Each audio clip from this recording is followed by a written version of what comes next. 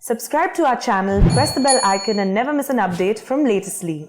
They want to change the constitution, they want to change the national flag, and the minister himself is admitting what he said, but still the governor has not sacked him, the chief minister has not sacked him, a case of sedition has not been booked. So we are demanding he has to resign immediately, the case has to be registered. We are protesting, we want his resignation. Will there be any overnight protest? Overnight we will sleep in assembly itself. Whole night, day we will sleep and we will protest.